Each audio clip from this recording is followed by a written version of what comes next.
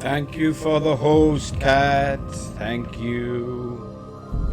I haven't seen you for ages. I should probably turn this ominous music off. I should probably check that the dials are moving and you can see and hear me. Looks all good. Hello, hello, hello, hello, hello. It's been ages. Sorry, my camera's here, my stream deck is here. I can't really see what's going on. Bit of an echo. Okay. Mr. LS Tables, how are you doing? Is there still a bit of an echo? I can fix that. I can fix that.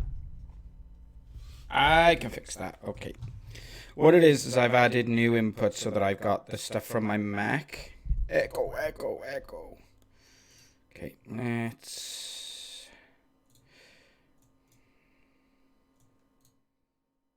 Oh. That's not what I wanted.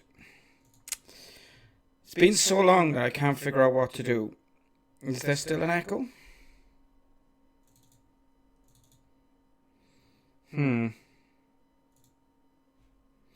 This is not good. I've got a kind of a new streaming setup, which is not helpful at this point.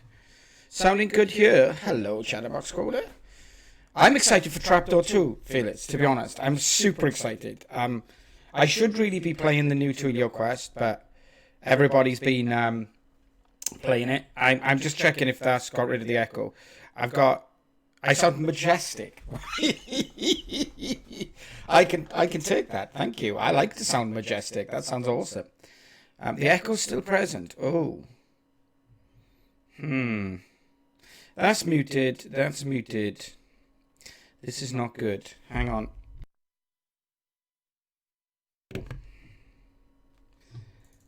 I mean, I like to be told I sound majestic, but if I'm not actually sounding majestic, then that's a problem, right? Bear with me. We'll get on to this.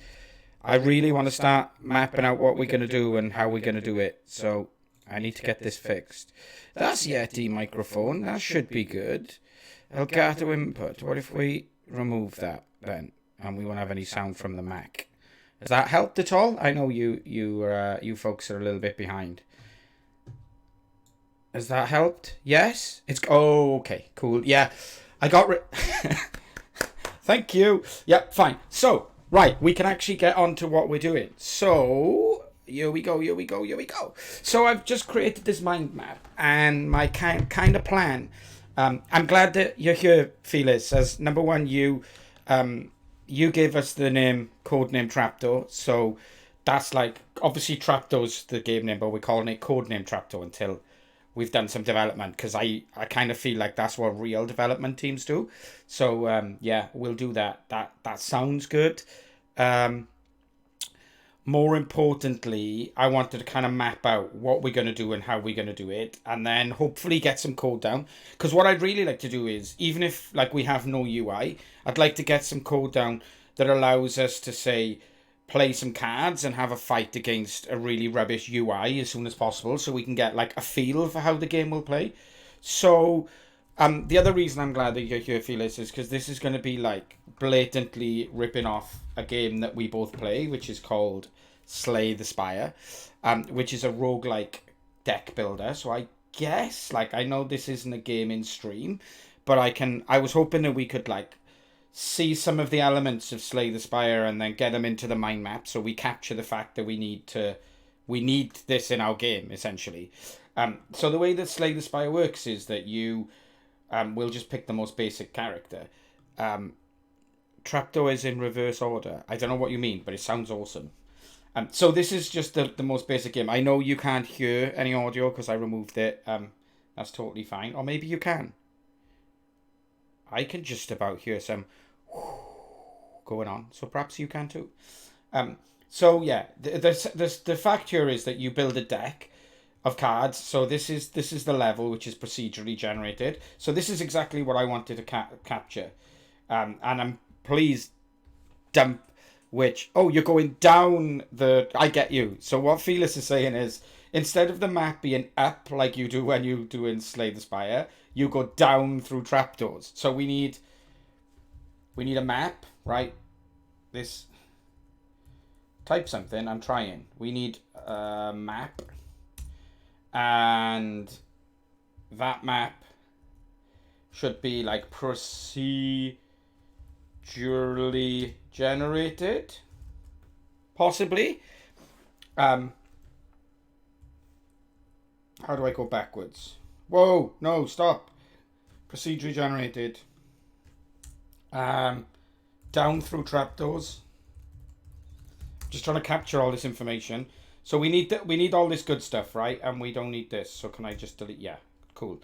Anything else we want to do with the map, do you think? So the map is made up of different... So I get to pick where I start here along the bottom. The funny mask fight there is a fight, essentially. And then these question marks are random, unknown events. This is mysteries. And then we've got a shop where we can build our cards. So our deck exists of cards. And this is kind of the exciting things that I would always wanted to investigate. Should the rooms always be random? I don't know. It's a good question. Let's type it here. If I can... Oh, I don't know. I'm so bad at using software. It's like... Should the rooms be random? It's a good question. We'll capture that. So essentially what you do is you build your deck here. And there's some things that I've always wanted to do when I'm developing. I've always wanted to, for example, create code that will procedurally generate a level for me. I think that's like really cool in my mind. So I've always wanted to like write some code, even if it's terrible code. I've always wanted to investigate what is involved in writing procedurally generated levels like you typically get in roguelikes. Yeah, I do have a 49ers cap. Sorry, I missed that, Lee. It's a cap I bought when I was in the Tweely offices when I went to do my onboarding in May. So it's kind of close to my heart. I don't support the 49ers. I just like the cap. And also boo Patriots, apparently. So yes, I'm distracted again. It's fine. I have... I'm ashamed to admit this. I'm drinking coffee today and not tea. An instant coffee for that as well. So that's going to like trigger about 50 different people. But hey, there you go.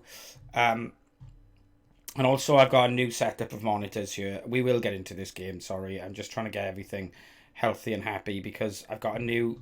I'm not using my super wide monitor, which turns out to be a complete failure because I can't see everything I want to be able to see.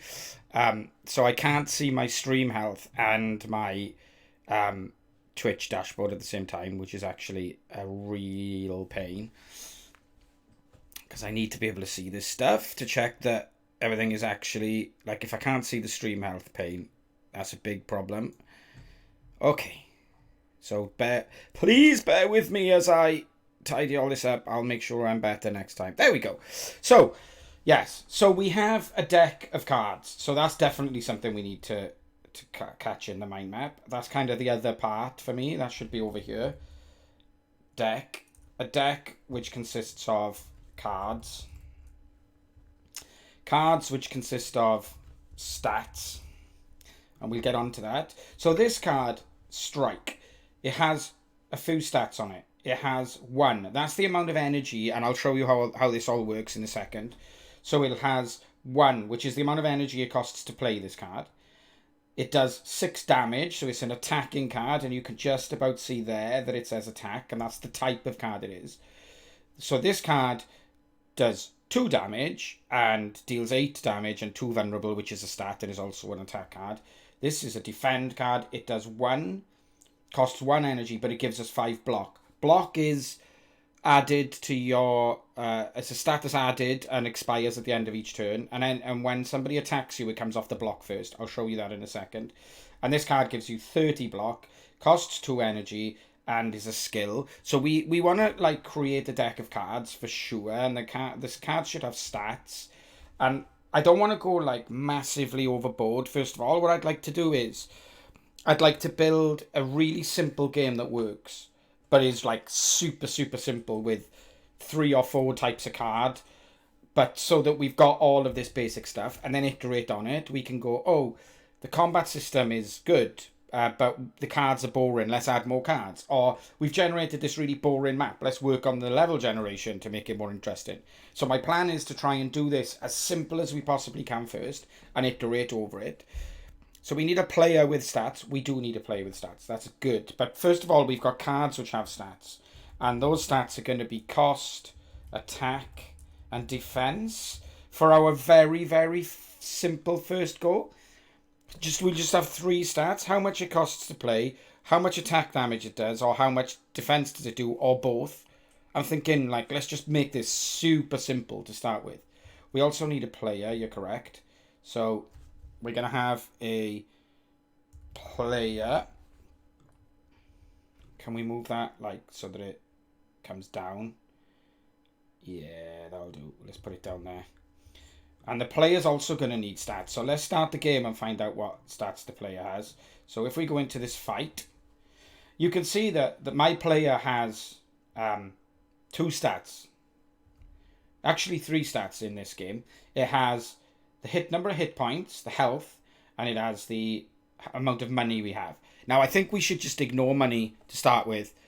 Let's just ignore money. Let's not have a buy-in system in the game to start with. Let's literally just make this as super simple as we possibly can. I'm so excited because I really want to investigate, how do we make the combat system? How do we make the deck system? How do we make the AI to say what the enemies are going to play? Because the way this works is I can spend my 3 energy. It's my turn. So I can strike onto this enemy, which is just going to do 6 damage. So you'll see that this enemy's health goes down by 6. Or I can defend, which gives me 5 block, which means that if this enemy attacked me, it'd have to get off my block first. And then I can strike again. And it takes 6 energy off. And then we end turn, and then the enemy plays a card. And the enemy played Ritual, which buffs itself. We're not going to be worrying about that in the short term. So now we can see this enemy is going to be doing 6 damage to us. So if we defend, he'll only do 1 damage to us. And then we can strike and strike. So it's really super simple game at the core of it. But this is exactly what I'd like to build as a web game. Because in my mind, there's no reason why this can't be a really cool web game where we iterate on it, come up with some new ideas. So we start with the basic concept of a deck building roguelike and then take it off into some crazy and cool ideas. Oh, instant coffee. Beautiful. Attack and defense are the same stat type. I don't understand what you mean. Player has health, attack, and defense. Well, player does have health and attack. I guess you're saying strength, so you can buff attack. In my mind, it just has health and block, and we won't worry about buffs and stuff until further iterations. So if we end turn, let's just do this one fight so that people can understand what we're doing. So this is a more interesting card. It costs us 2 energy to play, so our energy will go down 2, but it applies to vulnerable, which means they take more damage. So we'll play that. We're not going to worry about the damage, and we'll just keep playing the strikes because we're not going to finish this game. So this cultist is going to do 9 damage to me, so I go down to 70 health. Now the interesting thing about this game is that you don't replenish health between fights. You only replenish a little bit of health for this character. Other characters don't replenish any. And also after each fight, you get the choice to improve your deck by adding a card. So, for example, this costs 1. It does 5 block. You get 5 block, but it also does 5 damage, which is really cool. That's the kind of thing we're gonna put into our game as well. So that's the game in a nutshell. So what did we say? The player has some stats. The stats are going to be health, for sure. Energy is going to be a stat the player has. And do we want to reduce it to simply PvP? Do you know what? That's a really good idea, Felix. So yes, possibly. Let me just capture what I'd forgotten here. And defense, or block, as they call it. Let's just call it block. So this is the first 3 stats we're going to give our character. Our deck is going to consist of cards, which are going to have stats, which is going to be the cost, the attack, and defense. And we want to have a map, but perhaps we should come back to that later. Perhaps we should come back through it later, because PvP play would be a lot easier to do. I mean, essentially, all I want to be able to do here is build the combat system and the deck, the card management system so that we can see how that plays. And being able to do that in PvP is a very good way of just seeing how the game plays. Even if like the one player who's playing has to play both sides just to check that everything's working, that feels like it would be a sensible starting point for me. Anyone else have any opinions? Because this could work as a PvP game, right? Instead of having the enemy being these random enemies, we could just have another player who's got a similar deck of cards to you. I mean, without interesting cards and ways to buy cards and stuff, it'd essentially be luck of the draw, but it would allow us to get a feel for the combat. That sounds sensible to me. That sounds like... Yeah, that sounds like an interesting way to do this. PvP only? Maybe. Gotta go to the bins. Well, what a life you lead there, Felix. Showing us, giving us a peek behind the curtain of your glamorous lifestyle. Cool. So I think that everyone understand, like, essentially what we're going to be looking at building? Does that make sense? Here's hoping. Here's hoping, here's hoping. So, Lan, I guess we have to decide on... We've decided on what we're going to build. We have to decide on how we're going to build it. So, well, let's edit this to say Codename Trapdoor. What are we building?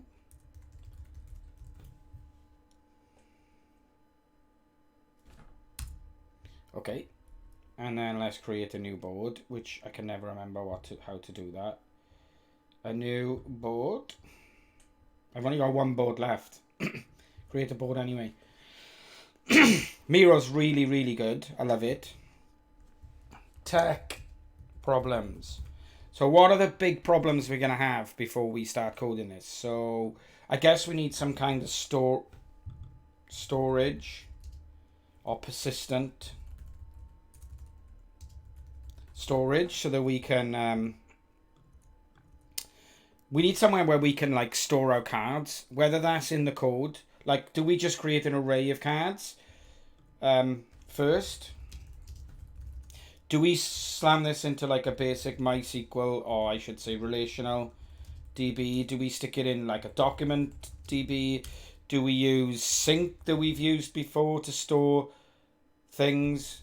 This is persistent storage of game data, cards, etc. That's what that is. This isn't like game state. So do we use an array? Can we just define cards in an array in the short term? Do we need a relational database? Relational database. Should we use a document DB? Should we use sync? Should we use Redis? I think we could probably just start off with a basic array of cards, right? An array of stats and just build up this complex array. Or should we go straight for the DB? It's a very interesting question. Then we want to know like the back end. Do we use? I guess we'll use PHP because like that's the only thing I really know.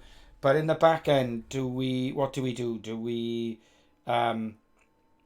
use a framework? Do we use a framework for this? Like Laravel, I would guess, or what?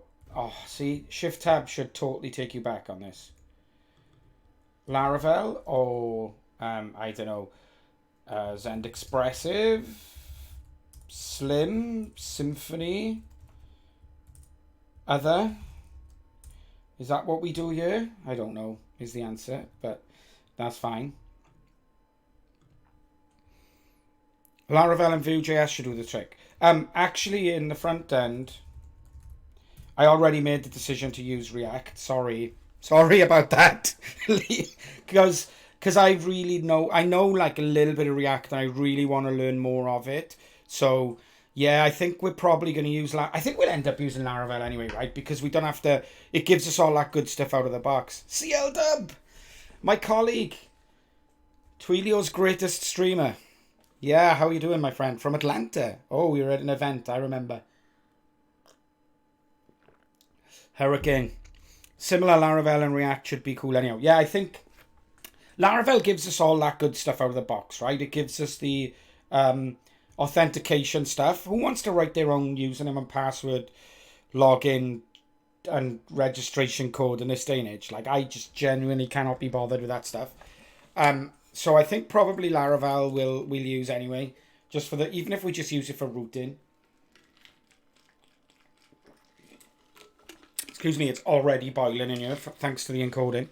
I think we'll do that. I think we'll use Laravel and React probably. That makes sense to me.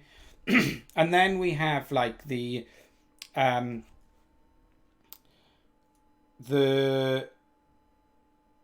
communications, I guess, which I guess we're going to use sync for, only because, like, obviously we've been using it for our tic-tac-toe game, and the whole point of the tic-tac-toe game was for us to understand how we use something like sync to keep clients and servers in synchronized. So I guess we'll probably use sync for the client server comms. I think that makes sense to me. I think we'll probably use Laravel for the back-end framework. The persistent storage, I'm kind of on the fence about. Because it just feels to me like we could just use MySQL to define cards, for example. And we could use MySQL, or we could just use constants for defining like the player's starting stats. And then use sync to modify the stats of the player as the cards are being played and as the game's going on. I think that makes sense to me. Lee, I know you've done like kind of a lot of Laravel stuff, so it gives you easy ways to do API endpoints as well as proper like Vue, MVC, Vue layer applications, right? You can mix and match it with Laravel. Am I right there? I'm sure I am. I'm sure you can quite easily like create API endpoints into an app as well as creating traditional MVC stuff. Yeah, I thought you could. I'm pretty sure I remember doing loads of stuff around that actually, which is really nice. So what else? Like we'll definitely be using like PHP unit for our back end testing. 100% definitely use that. I suspect we might use like Codeception to do some back end and Echo again. I haven't done anything. That's so weird. I literally haven't changed anything. This is not good. This is not good. I will definitely need to take a look at this at some point. How is there an echo?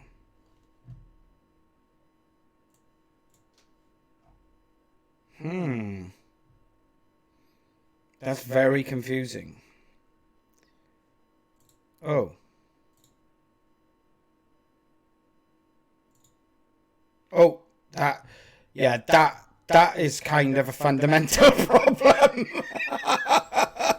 Yeah, I just removed the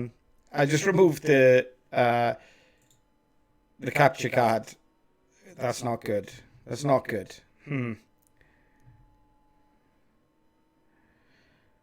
I'll get that fixed now. I can't. Is it still echoey? Oh, it's gone. Okay. No, it's fine. It's fine. See how damn. It's fine. You know the score. You know the score. These things happen. We should never be checking our streams as we're streaming, right? But it's so difficult to actually make sure everything's up and running well before you start streaming. Especially as I disconnected my entire system to go to Signal, to take equipment with me for Signal, and then ended up not going to Signal, which is horrible. So you'll have to bear with me. Screen. I'm hoping this will work. First time. Here's hoping. Cross your fingers. Cross your fingers. Looks good to me. Looks good to me. I hope you can all still see that. Yay! Oh, is the echo back though? Oh, jeez, don't tell me the echo's back now as well. This is chaos.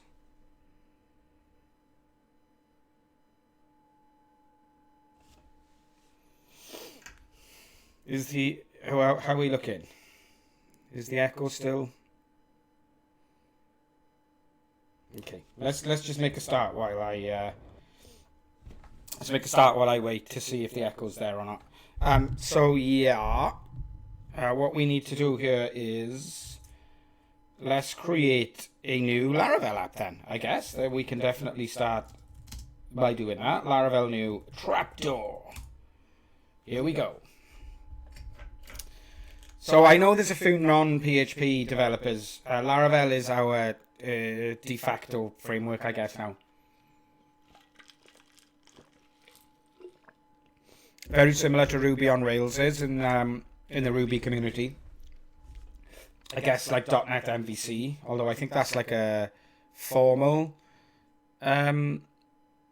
project by Microsoft. I wouldn't swear to that because I don't really know. But this has given us all of the basics we need to get a Laravel application up and running.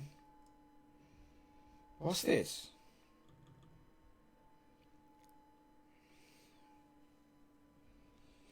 I need to have a word with some of my good friends. Just a heap. Just a Tankersley.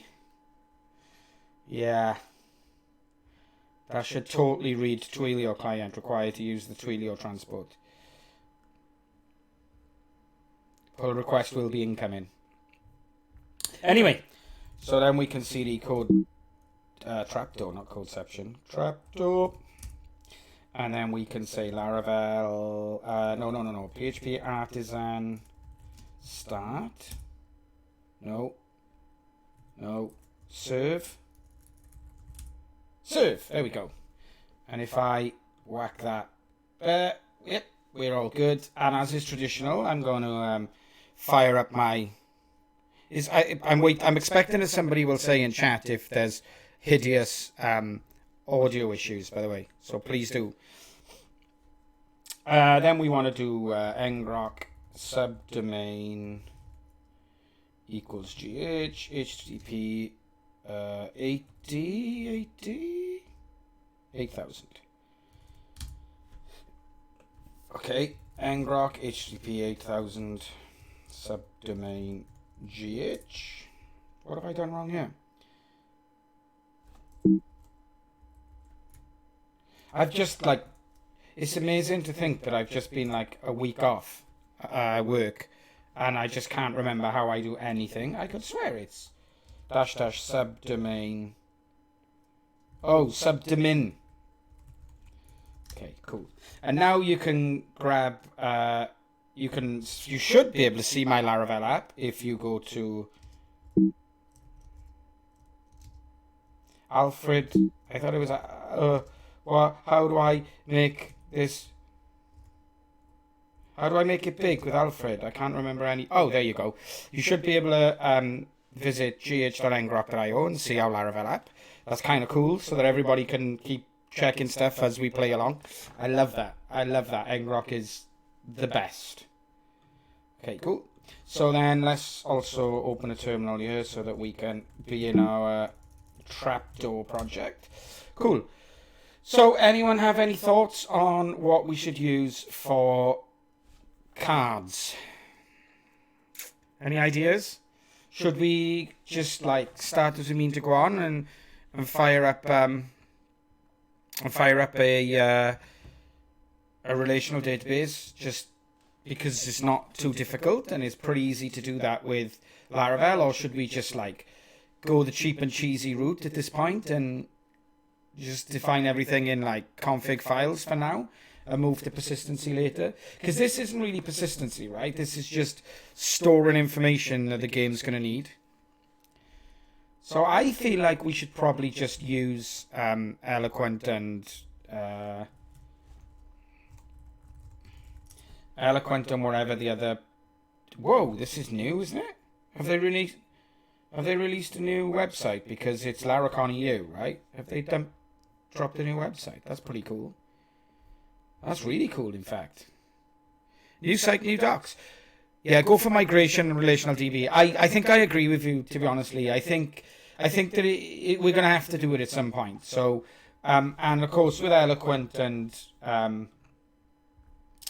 whatever the name of the piece of software that allows you to have collections and objects and all that good stuff. I think you're right. I think we should do that. So I think we have a MySQL database installed. MySQL minus username root. Yeah, we do. So if we create database, there we go, trapdoor. Okay, so we now have a database. So, right, this is another place. This is going to be the L stables helping me work with Laravel live stream, as well as being Codename Trapdoor starter. So if I open this in www.trapdoor, the best place to define my database credentials is in the .m file, right? That is fact. So we do trapdoor, append local, app URL, fact, let's do gh.ngrok.io, and we'll just fire that up every time. So is it best to put my new my database credentials in here, right? So we're going to call it trapdoor. So that should work straight off the bat, in my mind. I should now be able to do like PHP artisan migrate. Oh, didn't I have this problem before? Didn't I have this problem in another stream where I'm running a newer version of MySQL? I think I did.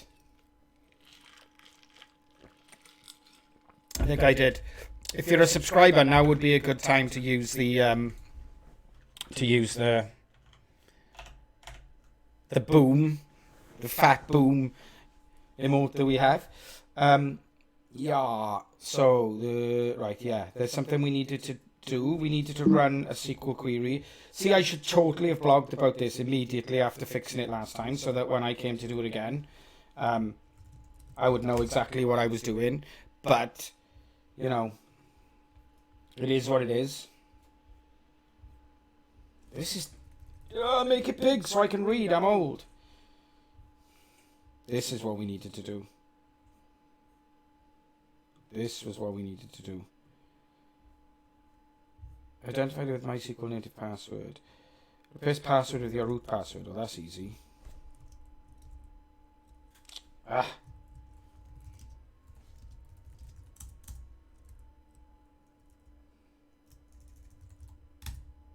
Okay, let's see if this works now. PHP artisan migrate. Because if migrate runs, everything is running, isn't it? That means I've got a connection to my database. Cool. Superb. We're winning already. Are we in the right? We are. Okay, so I guess we just want to create a migration. So let's see if I can remember. PHP artisan. Make migration. Now there is a way to create... Okay, let's open the docs again. We need the docs, because I never remember how this stuff works. Tell you what, the new site looks super cool. Loving it, Laravel. Looks awesome.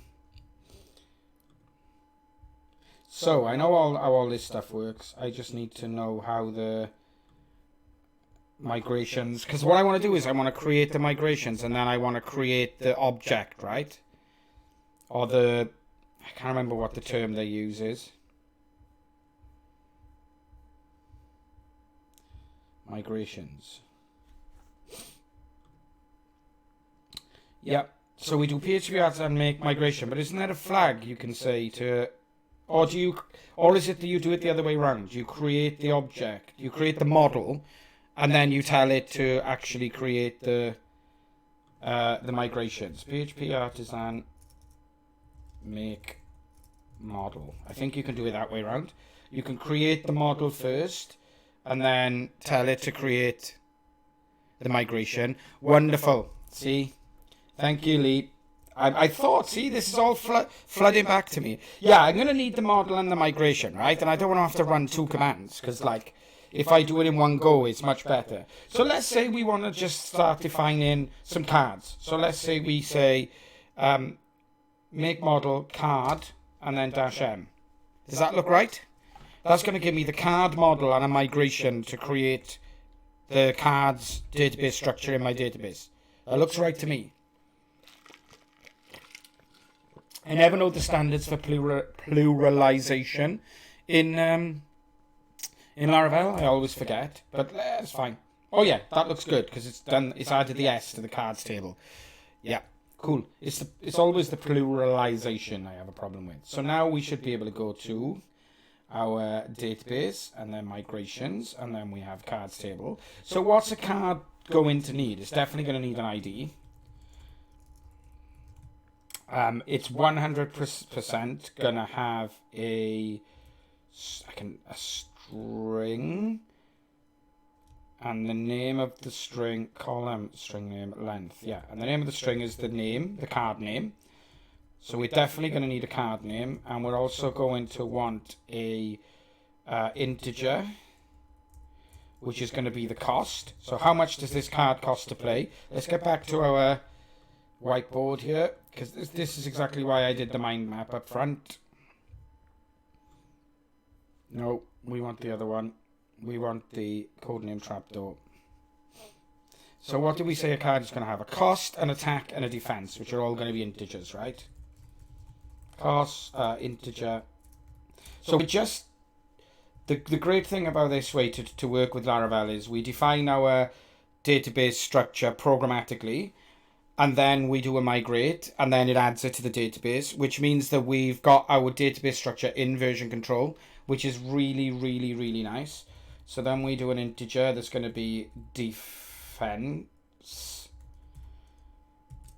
Cost should be unsigned.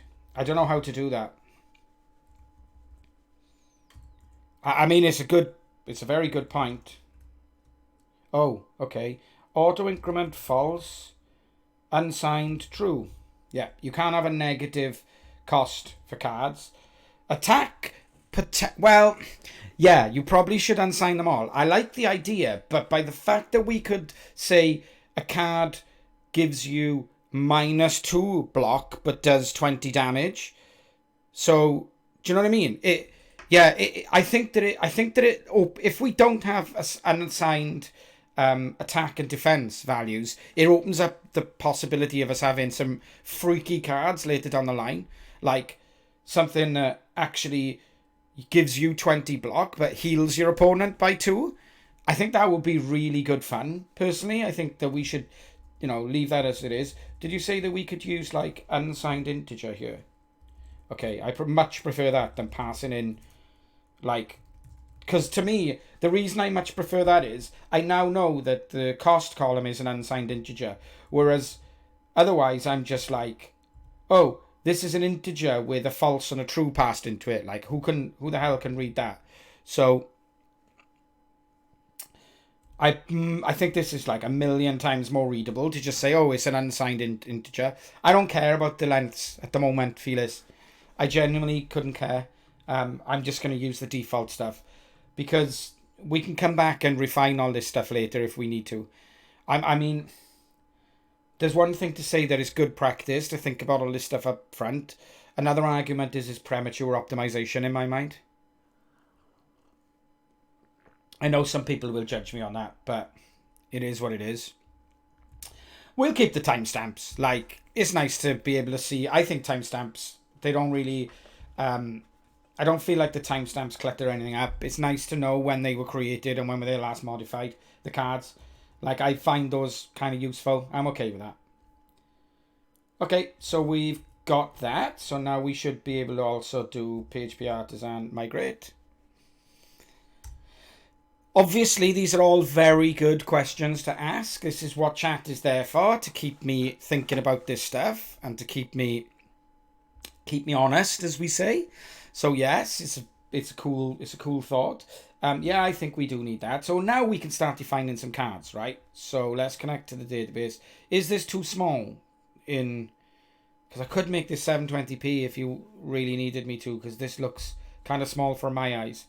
But it may be fine for people who are a lot younger than me, which is pretty much everyone. Local.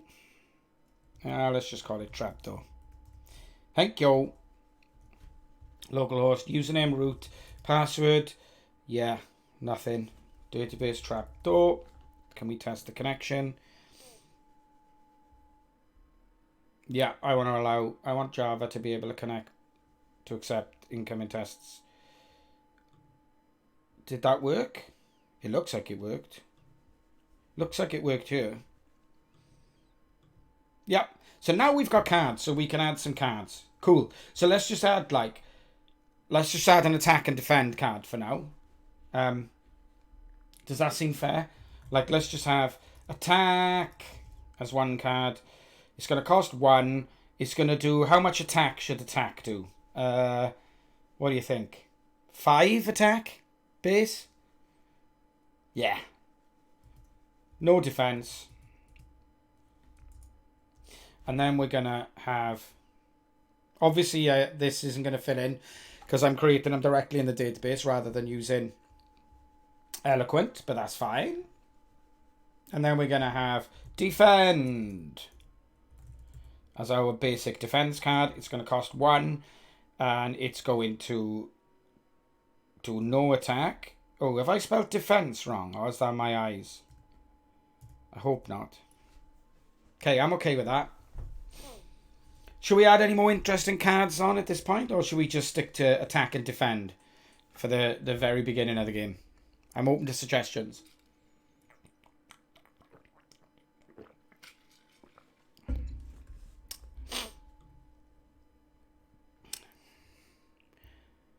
Yeah, it should be a C instead of an S. Yeah, I agree. I definitely should use a seeder file, Lee. I know exactly how those work as well. In fact, do you know what? Let's do this. Let's do it right. I agree. We should use a seeder file. I totally agree. That means that I can programmatically define this stuff rather than actually... how do I delete these rows? Delete. I can't. Okay. It's fine. Truncate table cards. There you go. Yeah, let's do the seeder file. I can create that programmatically. Yeah, start zooming to go on. I agree. I'd like this to be something that we build over time and we maintain over time. Like, I'd be more than happy to, if this lasted, a year or half a year or something. So 5.8.34. So now I can do PHP artisan make seed cards.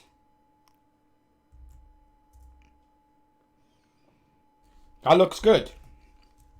So now if we go back here, we should see seeds. Now I think I need to add that in here, right? I think I need to do this call. It should be called card seeder. There we go. Card seed. I named it wrong. Okay, and that means when we call seed, it's going to call this. And then in card seeder, I think we just use I believe we just use the Eloquent stuff, right? So we do db... Oh, I don't have any autocomplete. That's not good. Let me think. Can we just do the model, right? Card. App card. Add? No. Create? No. Help me chat.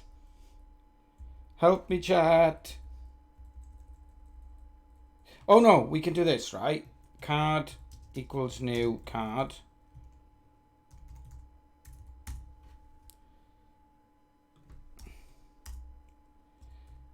Okay, cool. And then we can build it that way, right? Card save, yeah. That's exactly what I was going to say. So card name equals attack. Card. We need to install the ID helper because I'm terrible without ID helpers. 5 attack, did we say, and no defense? Which I spelled wrongly. Copper beardy, yeah, should be a C instead of an S. Never mind. Is that a Brit spelling though? Defense with an S, or have I just like completely misspelled that? Oh, will that work? Okay. My way will work though. Card query insert. This should work though, right? Let's try this anyway, just for now. Just because I just want to see if it works. I mean, it's completely ugly, but it'll work. I think that should work. I'm more concerned about my spelling of the word defense than I am of anything else at this point. And then I do PHP artisan seed. DB seed, yes. Thank you, artisan. Okay, so now when we go back to our database, we should see, yeah, there we go. That works. It works. Let me see. I'm having a quick look at chat because I want to see if one of the ways that chat have said is cleaner.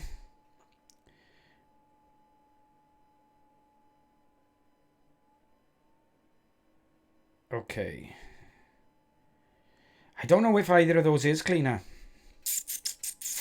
I mean, I love the fact that we got options, but I don't know if just...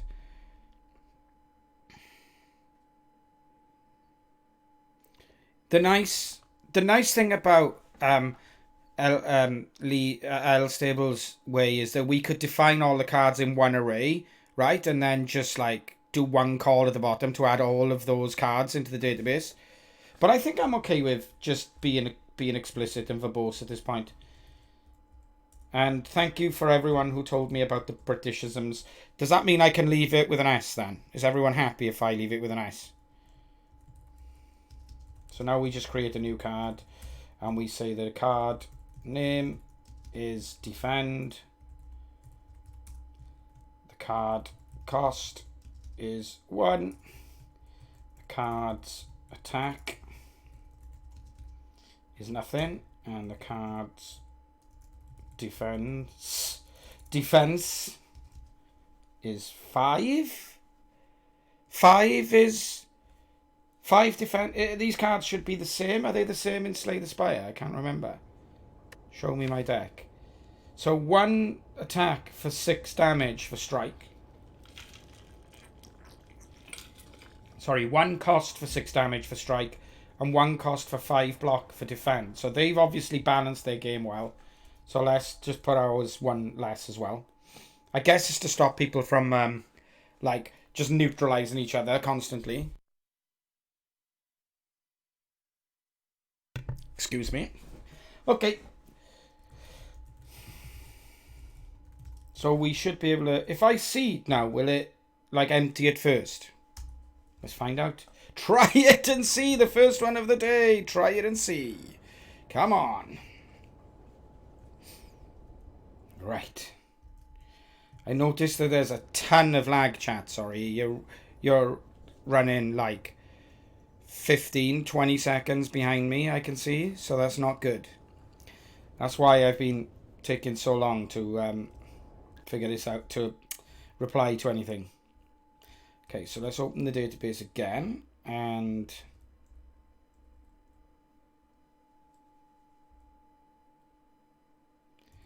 we wanted the console. No, we want that.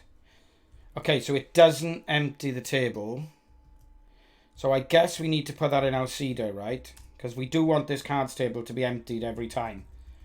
So card trunk query, was it? Let's see what everyone said in chat. Card query truncate. That'll do the trick, yeah? Looks good to me. So before we run this seeder, we want it to empty the database so we don't get duplicate cards. That's all good. DB seed refresh. Oh, let's try that. Let's try that. I love it. I love it. I love finding out these little... So that obviously works, but if I remove this truncate call and then run seeder again, we get double cards. But if I run seed with refresh option doesn't exist. Okay, let's see what does exist.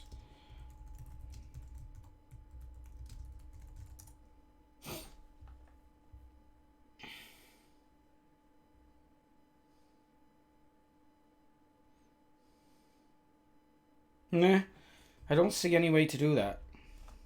Okay, we can just put our truncate back in. That's fine. That's fine. Because obviously I'm happy that this gets emptied every time, because we're only going to run this really when we add new cards or deploy or whatever. So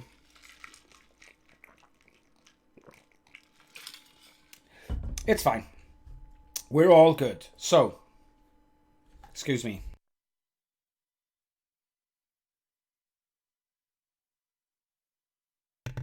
Yeah, I'm fine. I'm fine with...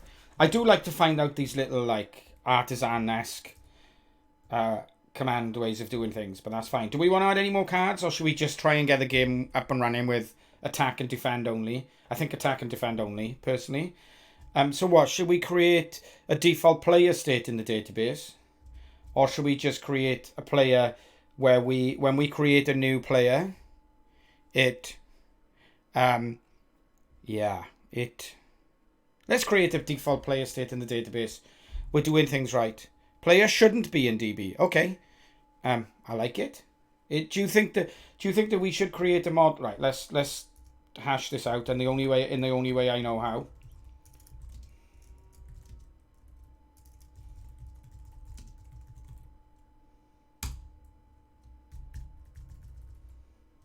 The only way. Player is always live. So, the point I want to make here is that the player is going to have stats, right? Our mind map tells us this. Our mind map tells us that the player is going to have stats, and those stats are going to be the health, the energy, something else as well. The max energy, and the amount of block, right? So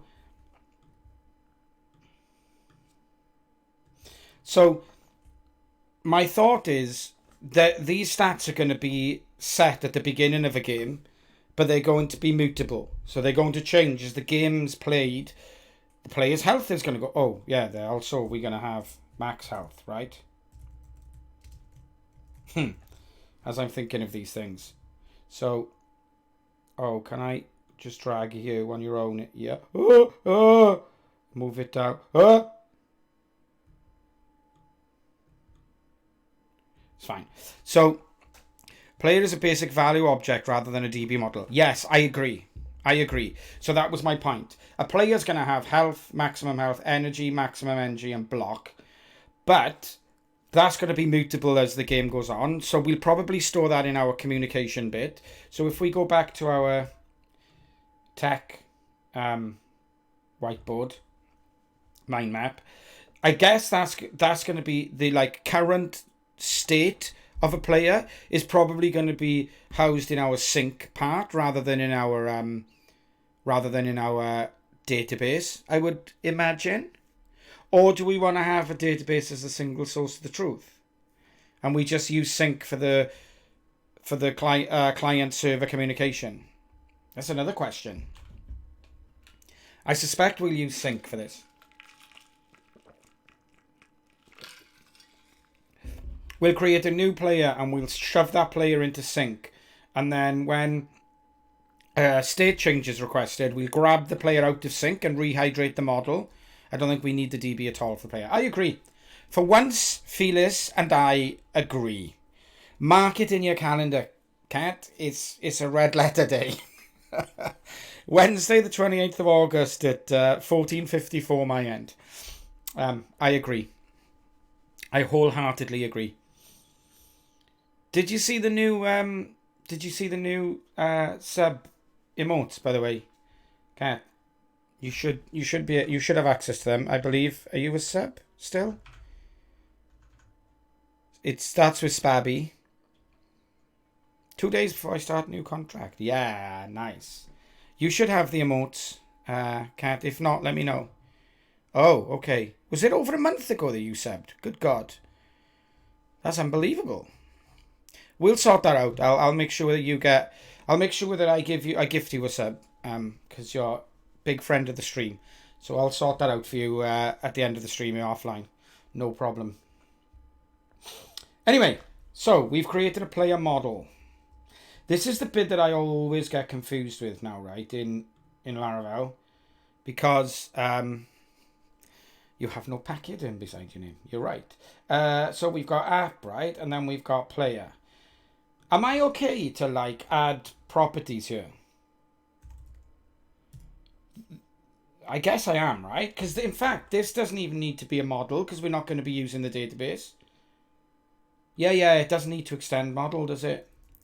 This is just a dumb value object, so I can do whatever I damn want. Yeah, makes sense. So... the stats. We have our mind map. What stats do we need, please, Mr. Mind Map? Health and max health.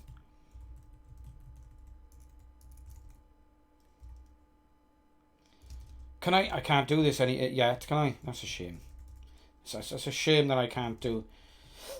Oh, never mind. So max health, we'll start with, what, 50 max health? The good thing is, the joy is that we can tweak these, right? This is the whole point, is that we can play the game and like tweak these as we go. Current health. So we start off with full health. Makes sense to me at least. And then energy.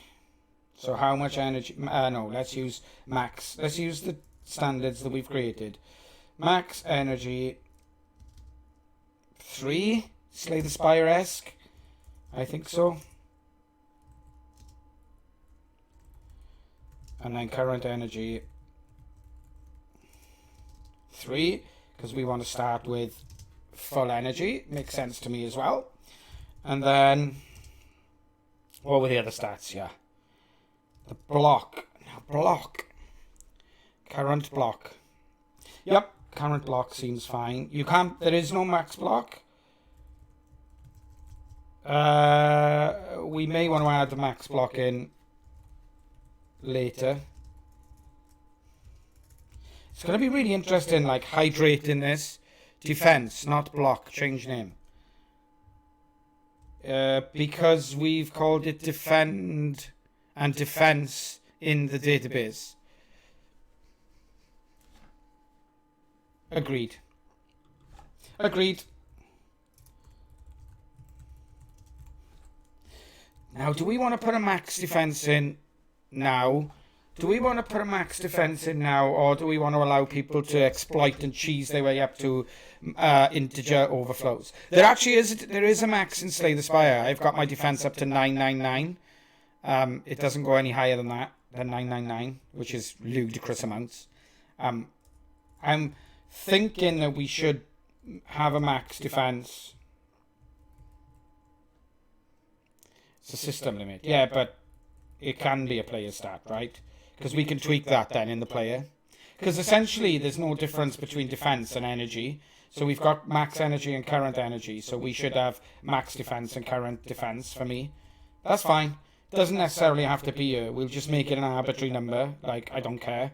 But at least we can like tweak these numbers then all in one place. That's all. I think that's just like... it may appear to be a system limit, but it can be capped on the player. So that's fine. I'm good with that. So then we want getters and setters, I guess, for these. If I can remember how to open the... So attack is... so the question is, we've got a defense. Should we have an attack? I don't think so, because there is no player's attack stat. It's in Slay the Spire. There's strength, which buffs your attack, but your attack is wholly dependent on which card you play, right? So block defense is okay, of course, yeah. So block is added with the card. It goes on to the but it goes on to the player, whereas attack just takes that amount off the player you attack. It doesn't really. I don't know. I'm interested here. I don't know if attack is anything to do with the player. It's just to do with the card you play, right? Defense goes on to the player, which is why I think it needs to be a stat. Like defense is your current defense. So if I play that card, our player's defense would be 5 at this point. Whereas if I do a strike, the player's attack doesn't go up by 6, does it? It just, the card takes 6 off the louse's max health, current health. So I don't think the player needs an attack.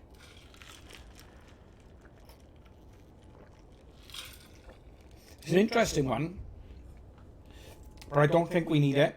I think this is okay. We can always, the good thing about this is we can always come back and add stuff to this, because this is just a value object. This is why I love value objects, like instead of storing this stuff in an array. So I think we do need getters and setters, right? If I can remember how the hell you trigger. God, it's been so long since I've done coding. How do I trigger the? I thought it was. Command N. I was right. So let's do getters and setters for everything. So get max health. Oh, look at this. PHP Storm's like giving me the. Oh, look at this. It's giving me the return type declarations and the type declarations inside of the getters as well. That is so nice. So my question here is, even though this is a value object, I'm really on the fence here. Because this needs to mutate. Where would we put the validation for this? So my point here is, let's see, perfect example is here, right? We got max health and we've got set current health. Now we should never be able to set current health above max health. So my instinct would be to say in here, instead of it just being a dumb setter, to say check that when we add the health you want to set your current health to. I guess what I'm trying to say is, what I would prefer to say would be, instead of having set current health, I prefer to have something like add health to player. But I could suppose that would be in a I think that should be in a almost like a wrapper class around this, where you have a player passed in, and then you have a set of methods that we can use to manipulate the player's stats, and that's where we put validation. Because I feel like this is a value object, right? This should have no, as a value object, it should have no logic in it at all. So I think we'll probably create like a player manipulator class that takes the player, does the validation, and just uses these dumb getter and setters to change the state.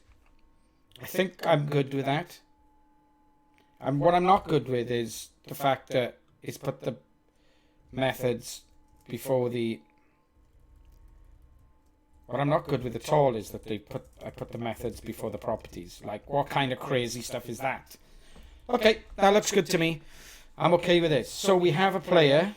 We have a way of defining a player. Oh, there is something else that the player should have though, right? Which is a deck. Okay. This is interesting.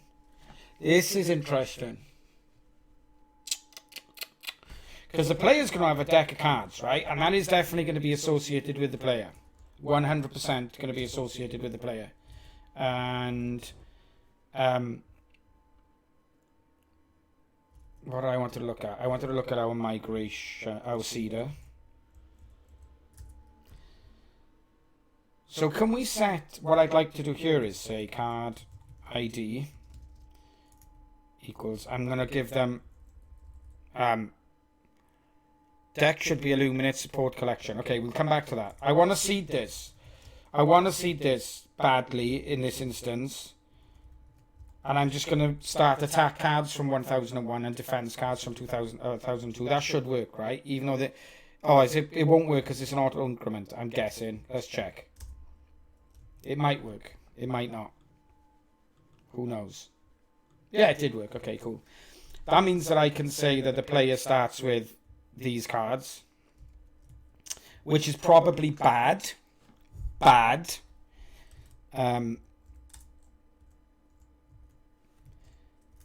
So the deck should be an Illuminate support collection, which I can't do from here, right? But still.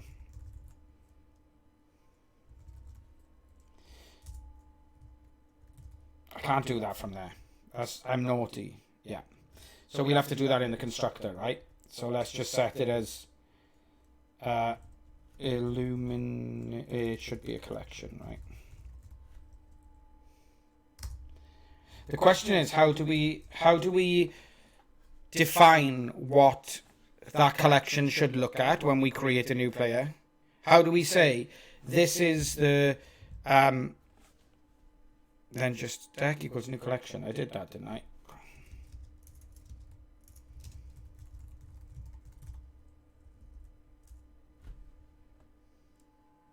Yeah, you can't set the default value in a property to be an object, right? It can only be a scalar or an array. So we have to do it in the constructor.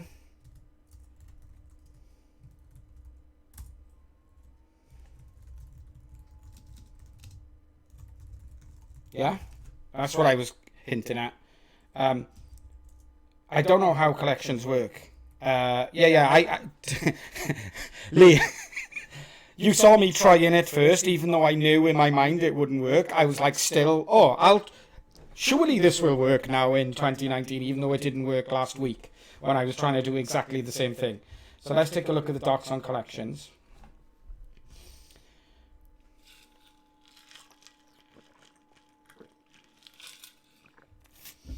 How can we easily define what we want our starting collection to be? Like, do we create a database table called starting deck, which has a list of IDs, and then do we, like, hydrate those into cards in that collection? This is what I don't really understand in my mind. Because, like, we could do this, where we just say deck add or something. We can, yeah. Or we can say, like, card. How do I pull find, isn't it? No, how do I do that? DB find. How do I do find in Eloquent? God, I'm so rusty. This is embarrassing. I'm so rusty. This is embarrassing.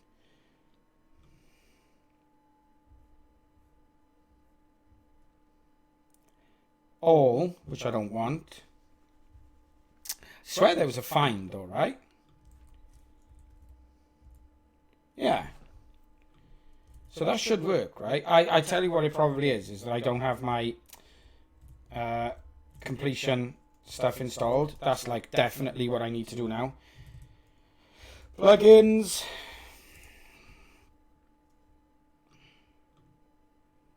Okay, so I've got Laravel installed and I got Symfony installed. Oh, these need to be updated though. And then I need to install the IDE helper, right? Because I cannot live without the IDE helper. This is like, it just makes working with Laravel immeasurably better. Laravel IDE helper. Because, like, even though I install this on every single project, I still have to actually come in here and figure out what to do. So we pull it in from Composer, and that's it, I think. Then we do Artisan ID Helper Generate. And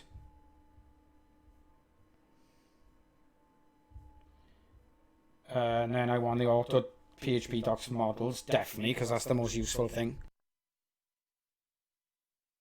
Are there any other cool like tips or tricks or even like better IDs I could be using the PHP Storm for Laravel, or plugins, or any other really cool stuff that I can use? Because like this is super cool, this stuff, but I'm sure I'm missing out other stuff that makes Laravel easier to work with. Okay, come on, let's just carry on right in here. So this .deck add find no card find 1001. Will that work? Debug bar IDE helper are the two main ones I use. What's debug bar? Debug bar sounds cool. This should add that card to this collection, in my mind. I mean, it might not. And again, we've got logic in the value object. That feels unclean. Feels dirty. I mean, it's. What about if we do this?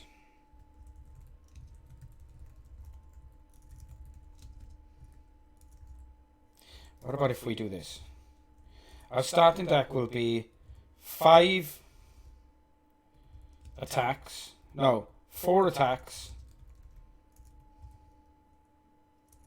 And 4 defends.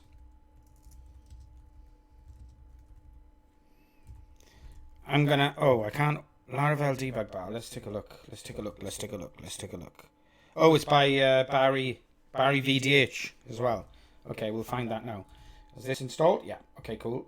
And then we want to do generate, and then I like always do the, even though it uses Doctrine, which is an abomination that should be avoided at every possible. I'm joking. My good friend Macro is the lead contributor there, so I always wind him up. Laravel's Doctrine's awesome. Then we don't need to pass in the model though, right? I can do this for everything. Do I want to override existing model file? See, let's say no. I normally say yes, but let's say no in this case. So now, after we've indexed, we say we want to create a new collection, and then for each starting deck as card ID.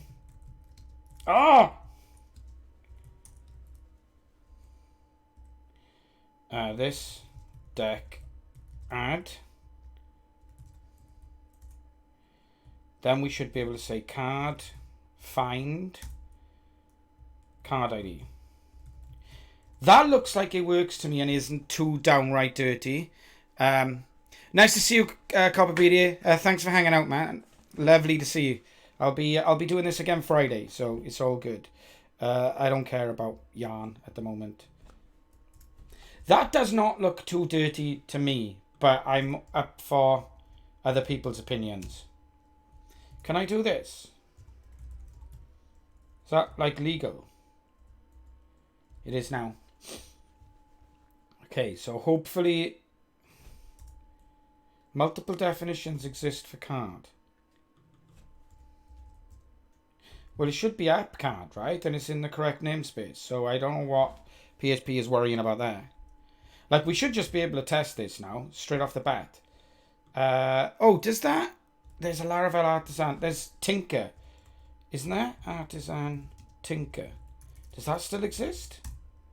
It does. I have no idea how this works. Now we're into, like, full-on new territory that I've only seen other people do. $player equals new player. App player. Or are we in the app namespace?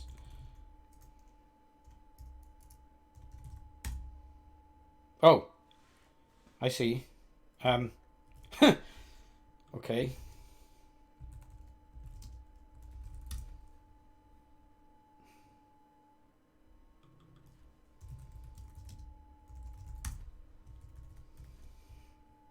I mean, it is installed, right? So, this should definitely work.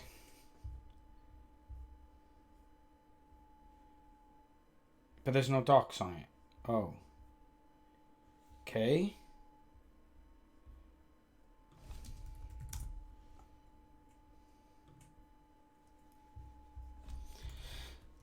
Okay.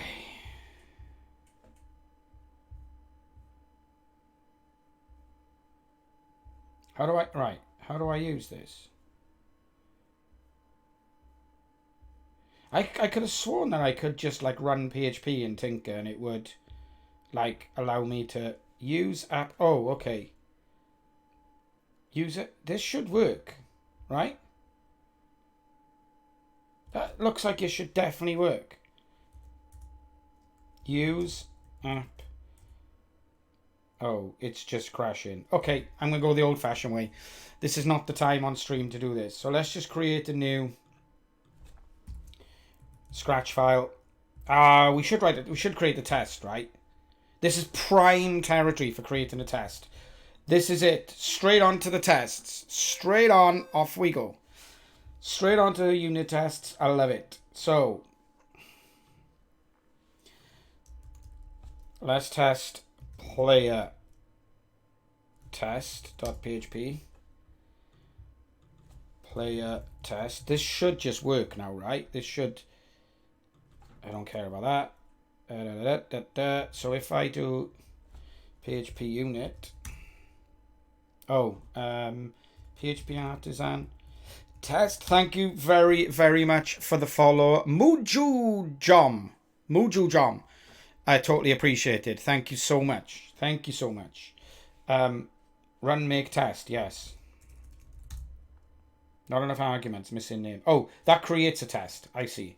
It should just be vendor bin PHP unit then. Cool. So we have our test running. Let's delete the example test. I don't want that.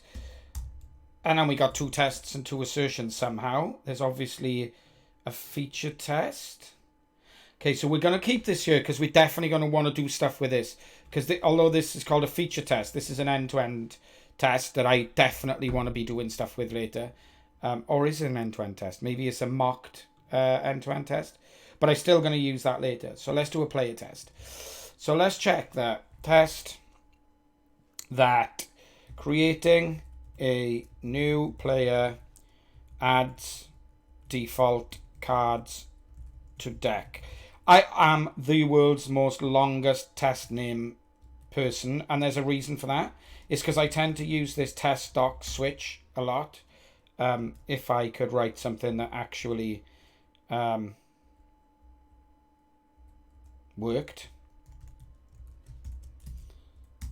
Because I tend to use this test docs switch, which is super cool. Like test docs is really cool because now I can see exactly what's passed. What's passed as creating a new player adds default cards to deck. Completely readable. And yeah, I agree, Anna Barak 88. Long test method names are super good. Because the more verbose, the better. And I tend to use a convention. Oh, I've opened a new version of PHP Storm I didn't want. That's good. I tend to use a convention that I can't really do here because we're testing the constructor, logic in the constructor essentially. But what I tend to do is I tend to say like pubf test call and whatever the method name may be. So for example, test get something, which if our method name was on the object was get something. I tend to say test get something returns whatever we expect when we do something. So for example, a better example, because that's just like the logic around the name. Test add to cart adds item to cart with valid item. Like that's the way I tend to name my tests, but it's telling me exactly what that test does. It tests that the add to cart method adds the item to the card when I give it a valid item. Like that's always the way that I've been. It means that I can find my tests so much quicker. It's something that I really embraced when I started working with the really super cool people at Rove, who'd done all of this good stuff like before me. But anyway, I digress as usual. It exactly is. And the biggest problem is when these tests start failing, like in 2 years' time, all of a sudden you run the test and it fails, and you're like, oh shit, that test has started failing. What the hell was that test? Well, you can see straight away, like when you've totally forgotten about how you wrote the code. Oh, creating new player adds default cards to deck is failing. Excellent. I know exactly what to do. Or 2 days later with my current client. Oh yeah, you're moving on. I'm glad you had some fun times at Rove, Felis. I'm super glad for you. 1 week for me, yeah. Yeah, we can all forget within 1 week. Absolutely. Like I went on holiday, came home and forgot how to PHP completely. I couldn't even remember how to like do my evangelism job earlier. I was asking people, what's the link for this tool again? What's the link for that tool? It's so fine. So what we want to do is we want to say a player equals new player. Okay, cool. And then what we want to do is we want to check that self assert without that there. So we want to assert equals, assert same, whatever. So first of all, we want to check that there's 8 cards in the deck, let's say. Can I do player? Oh, I didn't create a getter, did I? I didn't create a getter. I've also opened up a brand new version of PHP Storm that I didn't want. I'm so confused. Like when PHP Storm updates, for some reason it like adds. Oh, I've opened it again. See, that's 2019.2 as well. Just close this. Back away. Close this. There's no need to look at this terrible code I wrote to try and get our event planning into my calendar. Why can't I remove that from my taskbar? Never mind. So job for off the stream. What was I doing? Oh yeah, adding a getter to the player, right? I need to do that. Add a getter and setter for starting deck. Deck does not need a getter. No, for deck, not starting deck. Oh, getter. Deck needs getters and setters, please. Cool. Yep, I'm happy with that. So this now get deck count, because the collection should have a count. Okay, so finally we can actually test this code. So I'm not convinced that this code is going to work without the test, right? It looks okay. It looks good, but I've never worked with collections, so I don't even know if I can do this deck add and then pull a card out of the database and like shove it into the collection. I've got no clue about how this works, so this test should tell me. So like, let's find, and it doesn't, so that's good. It doesn't because I've actually used a test, an assertion in the test that doesn't exist. What? Yeah, so PHP needs to follow the conventions of the language. It's kind of fundamental. Okay, so now I'm feeling comfortable at least that the code I've written is good. So let's just say like assert same 1001 the player get deck first. Does that work? I thought that worked, but I'm not sure. Like ID. Does that? Let's see. Trying to see. That's only the second time. First is a method. Yeah, I thought it was a method too, actually.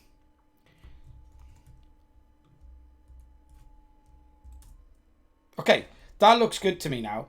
We know that there's 8 cards in the deck, and we know that the first card has an ID of 1001. Let's just do one more to give me some. Let's just like check that the last card is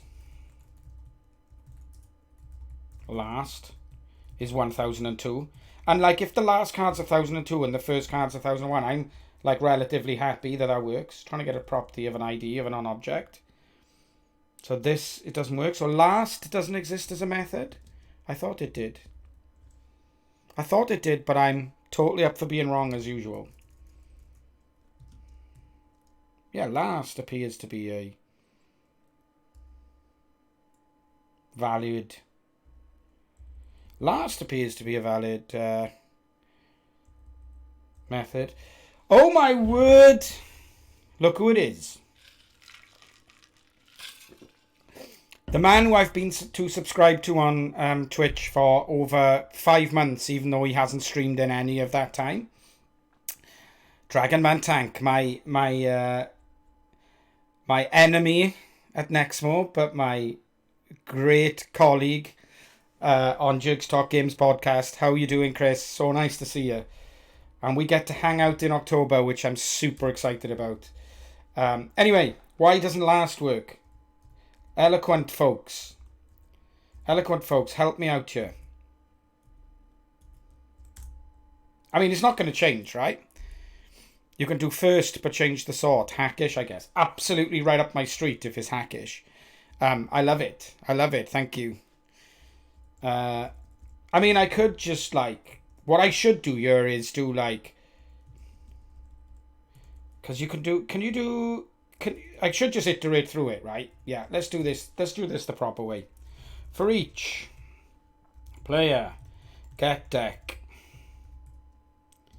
as card. How am I going to do that? How am I actually going to do that? No, that's not going to work because I'd have to define it somewhere. There's got to be a way to get the last entry, right?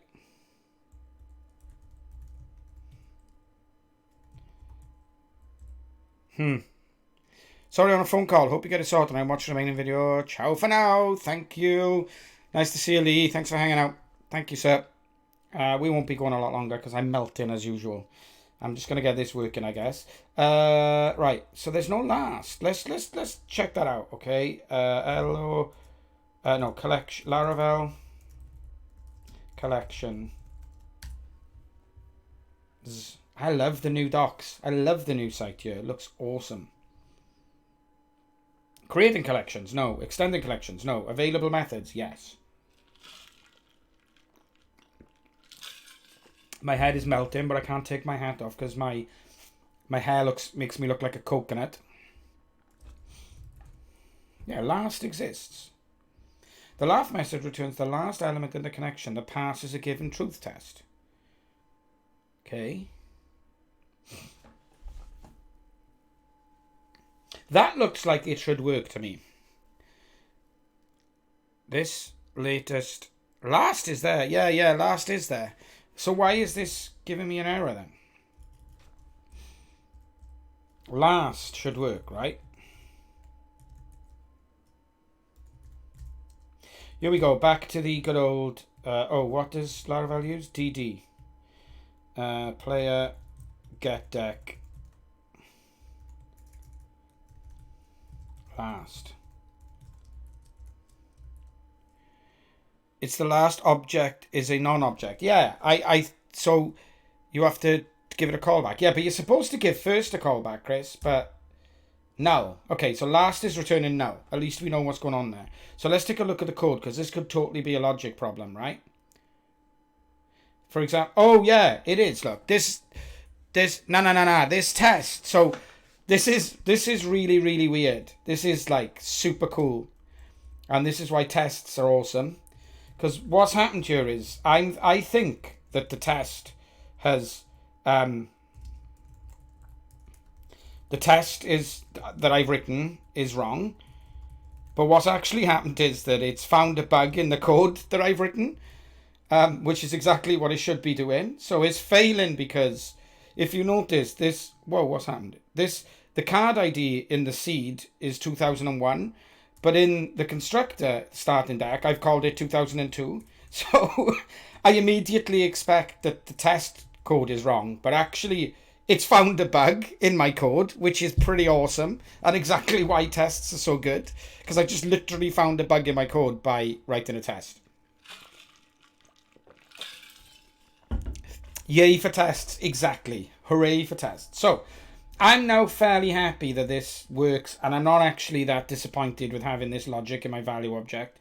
So here's my starting deck, and then when we create a new player, we add one of each of those cards into the deck collection. Deck collection, not debt collection. Was that scripted? It totally wasn't scripted. Like, I am absolutely no way good enough to plan that kind of thing. Like, there is no planning. Thank you. That's an excellent addition. We should always have one of these cards in the deck. I wonder what happens if I do that now. It just, like, throws an exception. Perfect. Thank you for that, Felix. That's a very good idea. So for the latecomers, what we're doing is we're building a PHP and React version of Slay the Spire, essentially. But super basic to begin with, and then hopefully we'll iterate around it. Yeah, I understand. That's why it was null. It wasn't finding it, so it was returning null. Yeah, it's fine. As I say, that is exactly what tests are written to catch. Stupid mistakes that we all make every day. So I'm pretty happy with that. It's all good. So we now can create a new player, and that player has a deck of cards. Where are we going to go next? Well, let's go back to our mind map. Okay, so we've got a player, and that player has stats, and we've instigated those stats.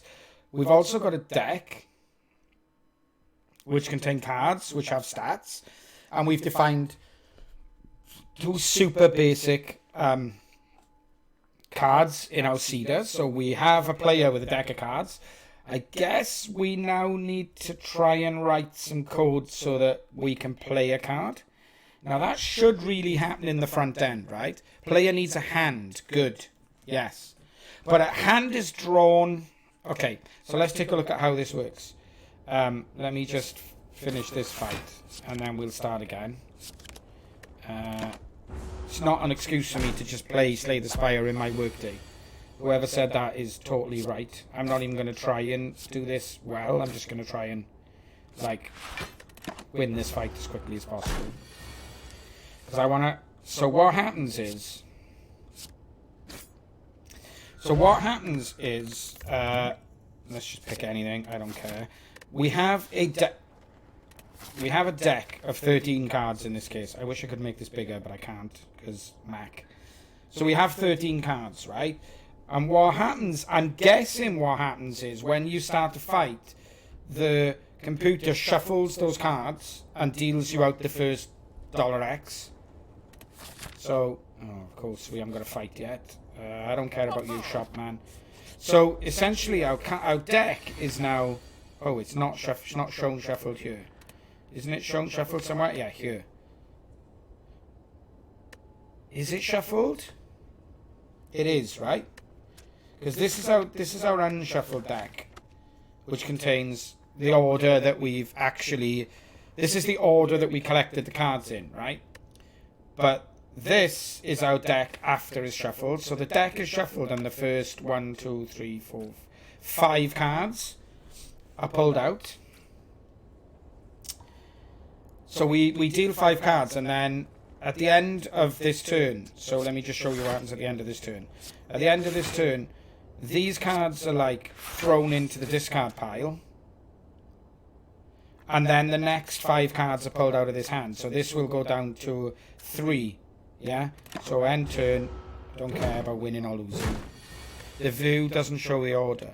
I think this view does show the order, doesn't it? Yeah, I think it does. So next we'll have 2 strikes and impervious, and then 2 random cards from the shuffled discard pile. Because what happened now is we've got all the cards that we've played have gone in the discard pile, and once there's no cards left in the draw pile, the discard pile is shuffled and put back into the draw pile. So we need to think about how that will work, I guess. Is now the time for that? So, in my mind, we should definitely have impervious, right, next, and strike.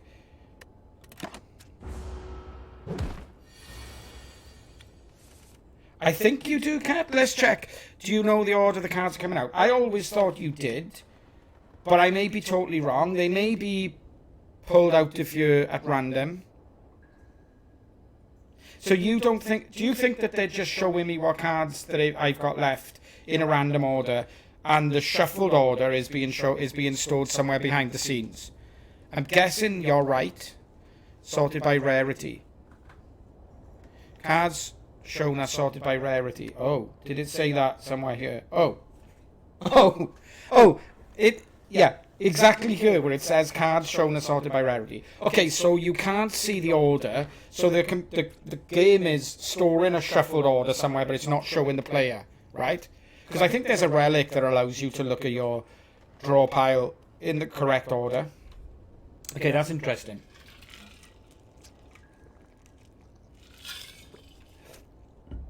So I think, the thing is, I'm thinking, right, that this stuff should be stored in sync and not be stored in PHP land.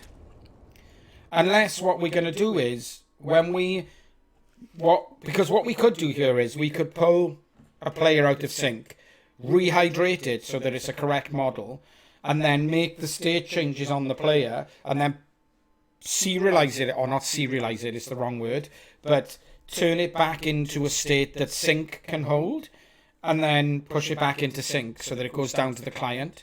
Does that make sense? Or should we just try rendering this in the client now so we can see what this looks like and then move on to the next step? This is good yet tricky stuff. I love it. So for example, what we could do is we could say hand, which will be a collection, yeah? And we can also have draw pile and discard pile. And essentially what we could do is we could move card objects around this collection to update the state of the hands, of the 3 different hands. Is that how we think we should do it? I think that actually is not a bad call. Because we can synthesize a game state in a test for this, right? So we need getters and setters for those.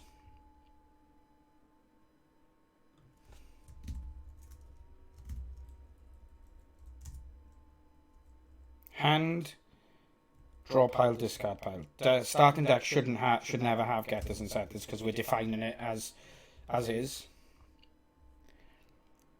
Okay, so now we have 4 collections. We have the first collection, which is our deck, which is essentially just a list of all the cards that we own.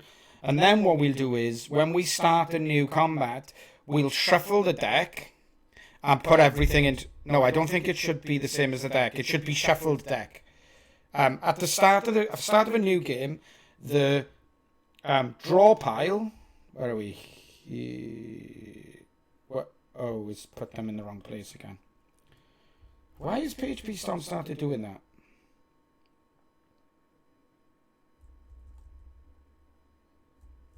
Let me move this because it's going to drive me insane.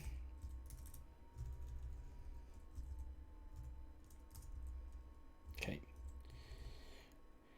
So what we do, right? We create a new game. We've got these collections here that essentially are going to are going to be our like card state stuff. So we've got a collection. This is our deck. This is all the cards that we own.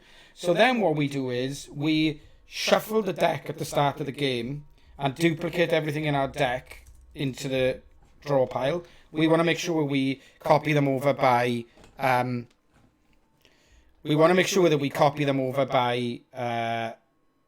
not by reference. So we want to create new instances of those cards. Not that they should be manipulated, actually. So maybe we don't. So what we do is we got the deck. At the start of the game, we shuffle the deck and shove it into the draw pile. And then at the start of the turn, we pull the first 5 cards off the draw pile. We cut them out of the draw pile and paste them into, we move them from the draw pile into the hand. And then when a card is played, or at the end of a turn, when a card is played, it goes into the discard pile, and at the end of the turn, everything in the hand goes into the discard pile. Does that make sense? This is getting super confusingly good, because I think it makes sense to me. I guess we can see how that looks. We can see how that looks, right? And this is, we'll do it in a test and we'll throw the code away, but prototype how cards are moved from, copied from deck to hand. Now, I like the idea that we have this deck shuffle. Does that exist? So let's create a new player. So we've got a new player. And then let's say, okay, new combat starts. We then say player dot set draw pile. Player get deck shuffle. If that does exist, it does exist. That's amazing. So we've said that our draw pile now has a shuffled version of our deck. I think that should work. Player get deck. No, get draw pile. So we should have 8 cards in the draw pile, right? And it's not being run because I didn't start it with test. Test prototype how cards are copied from deck to hand. Okay, looks good to me. So we've got 7 cards and we can see they've been shuffled because we got 2 cards at the top. I'm guessing it's just showing the first 2, right? So if we run that again, then it may not be 2 defense, and it is. So maybe that isn't working.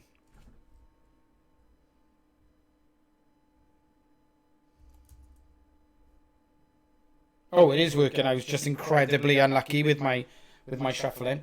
Okay, that looks cool. So that's how we go into... I'm looking at the card properties. Yeah, but they should be in a different order than the collection was before I shuffled it, right? Does that alter the deck, though? Has deck been shuffled now? Because we'd like to keep that in the order you collect the cards for displaying later.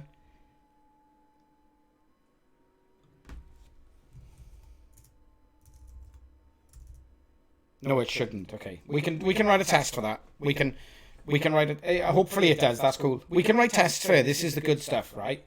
This is amazing. So that's what happens when a new combat starts. When a new round starts, we want to say player set hand, player get draw pile. Now what we want to do is pull the first 5 items off the draw pile. Oh, you've already done that for me as well, Felix. You're on fire today. Thank you. Slice not hand size. Okay, yeah. So slice. Collections are awesome. Let's just say our hand size is like 4, whatever. Doesn't matter.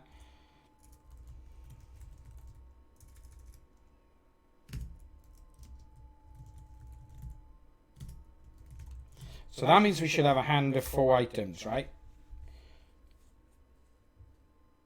Oh, this is... Oh, yeah, you're right. I was looking at totally the wrong thing. Never mind. No, I wasn't. It's fine. So defend and a... Okay, let's do...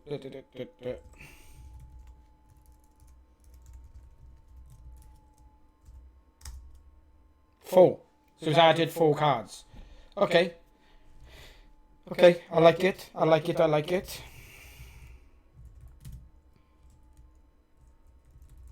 I mean, we might as well leave these tests in the short term, right?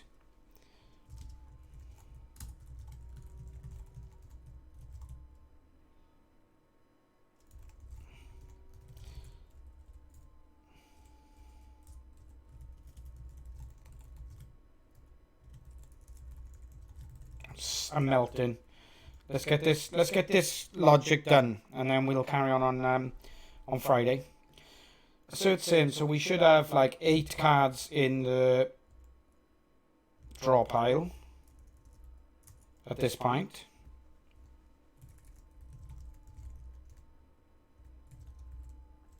After a new round, we do that.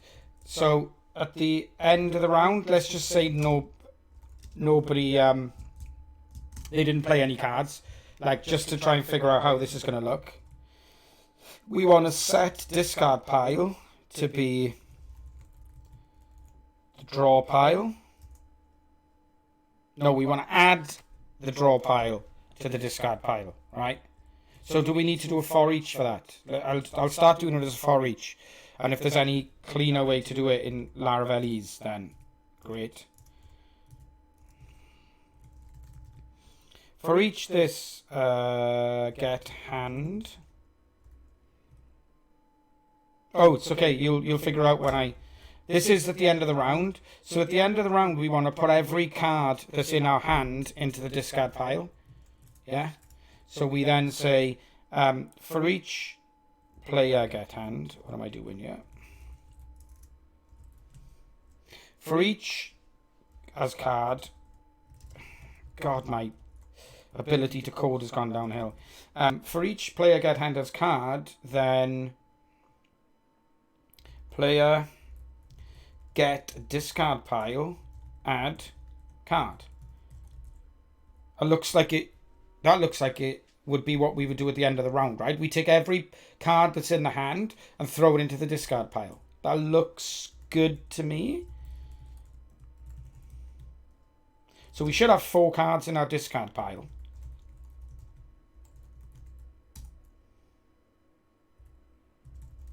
But we also need to delete them from the... We also need to delete them from the discard pile. Can I just empty the collection? Sorry, from the hand. Because, like, the hand should then be empty.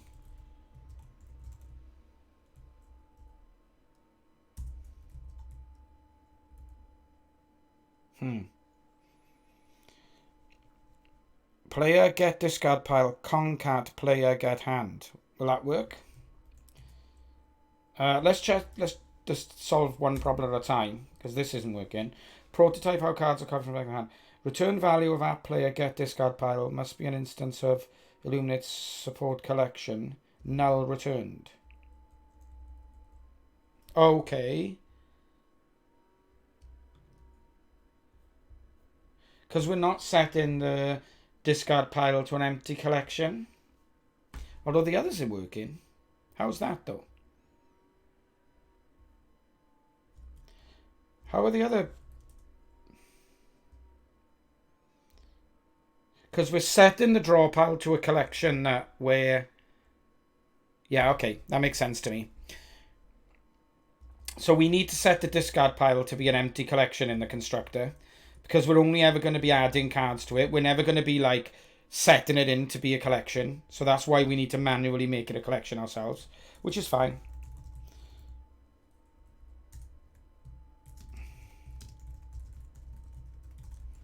It's totally fine. Okay, that works. But I'd like to see if Cat's solution is more elegant. Because I think it is. Also, I'd like to write another test. But we'll do that in a minute. Player get discard pile concat player get hand. So that's actually, I assume, is iterating itself, because it takes an iterable. It's just doing the for each behind the scenes instead of me doing it front of house, so to speak. I suspect that's what's going on there. Because otherwise, why would it take an iterable? Let's see if our tests still pass. And they don't. Oh, naughty, naughty, naughty, Felis. Have I made a mistake before I mock you mercilessly? It's fine. It's fine. That works. How do we remove this card now from the from the hand.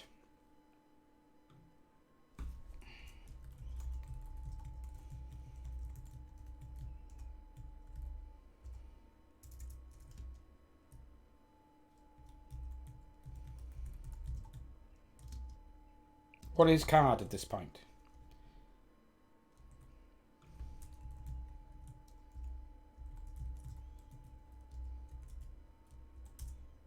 It's a card object, right? It's a card model, an app card. Yeah, of course it is. Okay, that's cool. So I need to remove it from the collection. I mean, I could just empty the collection, right? I could use, oh, pop. Poppity pop, pop, pop, pop, pop, pop, pop. Thanks. Thanks, the tank. I can do like player. This is super fun for me.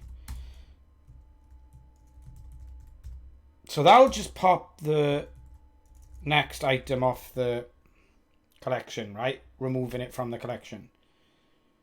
Get and remove the last item from the collection. Okay, I mean, it's not slice. What's it called? It's not called shift. Shift, right? Shift is the right method. Or it'll pull the first item from the collection and remove it. So we can just do like a while loop, yeah? We should be able to say like, I haven't done a while in PHP in forever.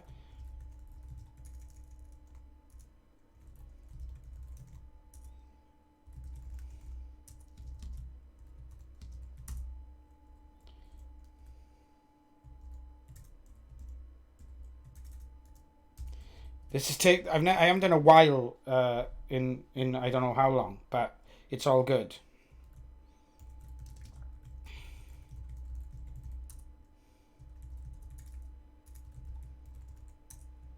So we're pulling the top element off the collection, and we're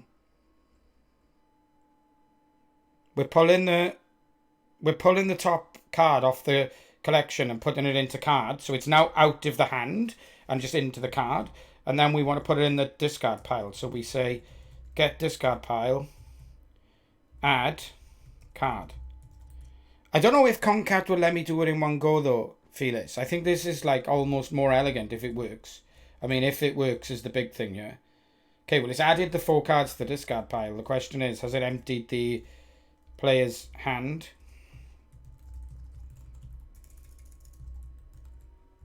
We've got some good code we can use to build in logic here anyway. So the hand should be...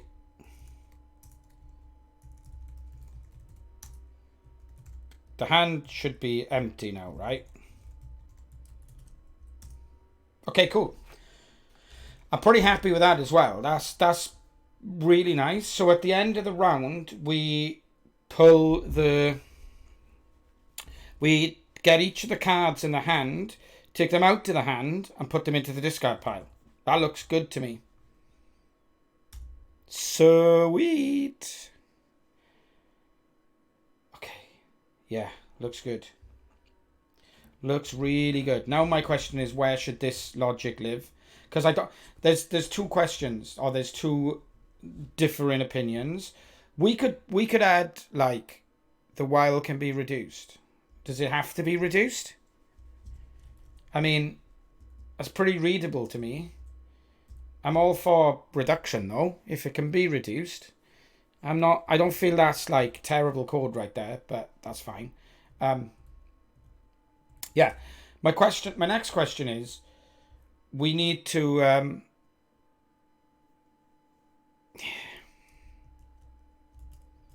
okay, I actually quite like that reduction. That's fine. I think that is a nicer reduction because it makes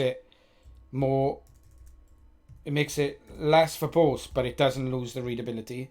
So while a card equals, because obviously shift is going to return null when there's no more cards to shift off the top of the hand, so it'll end the while, which is nice, and it works. So that's 2 thumbs up for Felix. Thank you.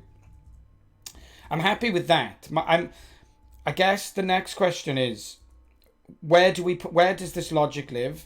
because it's only living in a test here for me to like get some visualization about how we're going to interact with the players' various collections of cards at various stages in the game. But what it doesn't do is, this logic can't live here. This is a test, so I don't know where we should put this logic. I suspect we need a combat object. I'm alright with the getters. So I totally get you really dislike the getters and setters. I really dislike the getters and setters. But I'm never going to really be using them in any one place. So we're going to have a combat. So this is exactly the kind of question I'm asking, to be honest, Felix. Because I don't want the getters and setters, because they have no context, right?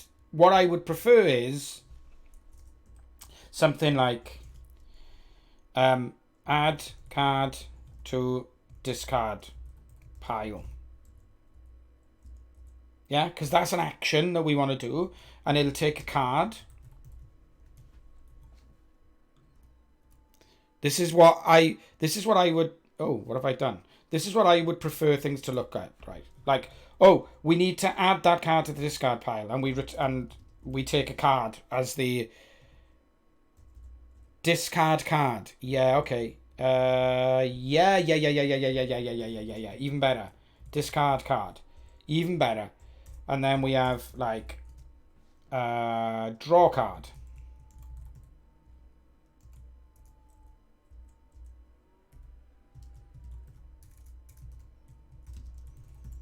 Yeah, is this the kind of stuff we're looking at? And then, because you can draw a card, and then we could take an optional.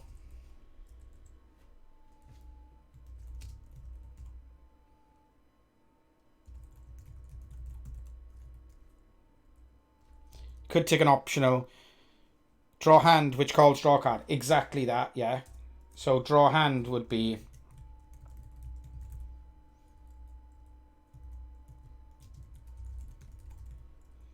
Yeah, I like this. My question is, so this has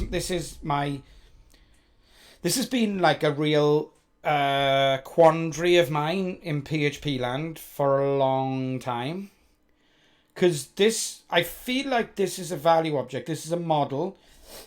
And I'm not convinced that this kind of logic should live in a value object. Excuse me. What I'm wondering is, do we just make these public methods, get rid of the getters and setters, and have a wrapper object that is the manipulation object, and the value object is literally just a completely flat set of properties and some constructor stuff to set things up at the beginning? Because I don't know if this should live in the object that's storing the values, essentially. I don't know if this state manipulation stuff, because there could be logic in here, right? There could definitely be logic in here. So, for example, if we have add, let's think, increase energy, and how much we want to increase it by.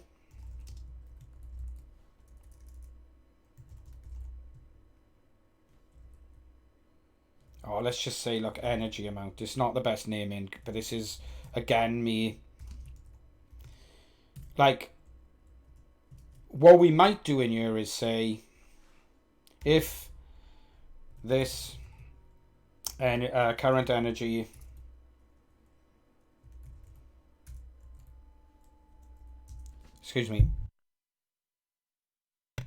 if current energy plus energy amount is greater than max energy, throw new invalid game rule exception, whatever. Otherwise, do the energy increase. No exception.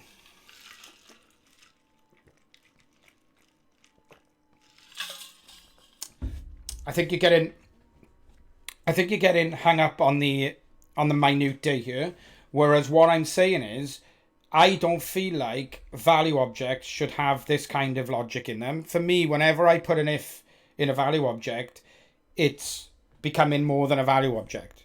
Because now it has logic in it. Therefore, it's not a value object by its very name. It's just an object that stores values. And so what we do in when the energy is more, I'm not, that's not what I'm debating here. What I'm saying is, because we're now looking at adding this into the game rules, then it's a code smell, which a term I hate, but this isn't a code smell indicator for me. So it feels like what we should do is be completely brutal and remove all of this from the value object. Make all this stuff public. No, not the starting deck though, because we're never going to need that outside here. And then just create another object that wraps this, that has all of the logic for this stuff, but uses this value object as its data store, essentially. Does that make sense? And is that a stupid idea, or is that a relatively sane idea? Because we're essentially, there's no point in having those getters and setters, right? They're not doing anything, in my mind. They're just like proxying access to these properties, which we can access if we just make them public without needing any proxying around it. So I feel like this is kind of nicer. So let's take a quick look at how that looks in our prototype before we decide. So obviously we would only access this stuff inside of methods in our proxy class, essentially. But I'm just interested to see if this reads better now. This.drawPile equals player.getDeck.shuffle, right? So that should work. Let's get rid of these for now and then add them back in after. Call to undefined. Okay, I've still got a get deck in there, haven't I? Yeah. This.drawPile equals player deck shuffle, and then we assert the same expected 8 player draw pile count. Player get deck still somewhere. Oh, in here probably. Yeah.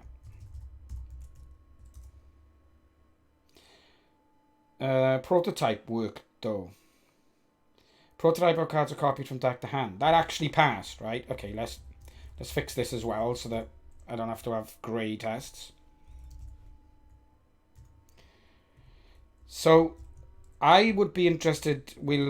I've got a meeting in 30 minutes, so I'm gonna have to wrap it up soon because I'm so hungry. But I would be interested to see if there's bound to be like bad practice here, right? In using public properties instead of getters and setters. But for me, this actually reads better at this point.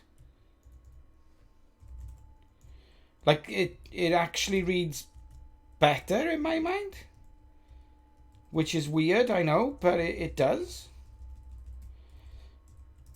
Now we would only do this in another method in another class. So this would never be visible as an API that you would actually call in anger. I'm just trying to see how these things look. So for example,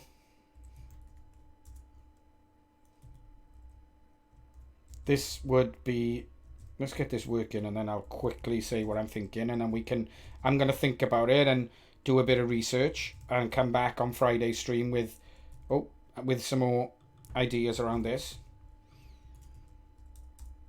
Okay, so they pass. So for example, we may then have a method in the wrapper class that is called what did we say? Discard card. And it might look like excuse that. That wouldn't be part of it, but it might say player can. Oh, how would we even do that outside of this player? Slice or whatever. We need to find the card, right? Yeah, okay. It will be a bit more complicated because we'd need to find this card. So what we may do is give cards unique UUIDs when they're created in the hand generator. I like it. It also means that we could move this code from the constructor into the proxy class essentially, so that this would literally just be a value object. Yeah, I kind of like that. Cool. So thank you everyone for hanging out. Yeah, I am melting again. It's my own fault for wearing this hat, to be honest. But we're definitely going to carry on with this on Friday. Is this a better time for people, or are we preferring like 1 till 3? I know some people can like hang out over lunch. I guess I'll ask on Twitter. And if is there any interest in me pushing this code at the end of every stream, I'll ask that on Twitter as well. But thank you so much to everyone for hanging out. And I know it's been a while since... I know it's been a long time since I streamed. Holidays, illness, all this good stuff. But yeah, I'll push and tweet. Feel free to... I mean, I'm well up for the beginning of next stream, reviewing any pull requests people want to put on this. I'm totally up for like other people adding little bits and bobs and creating pull requests between streams. So please feel free to do that. My Twitter's here somewhere. Follow me if you want to get a link to this. Oh no, this way. Sorry. Follow me if you want to get a link to the repo. And follow me if you want to know, because I do tend to just do like streams at a drop of a hat. So totally follow me. But thank you very much. Is there anyone I can raid? Let's see. Let's take a look.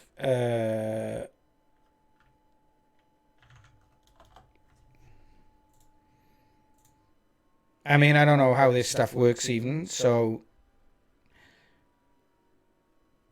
I got no idea. I tell you what. Forget it. I'll figure that out from next time as well. Thank you, and goodbye.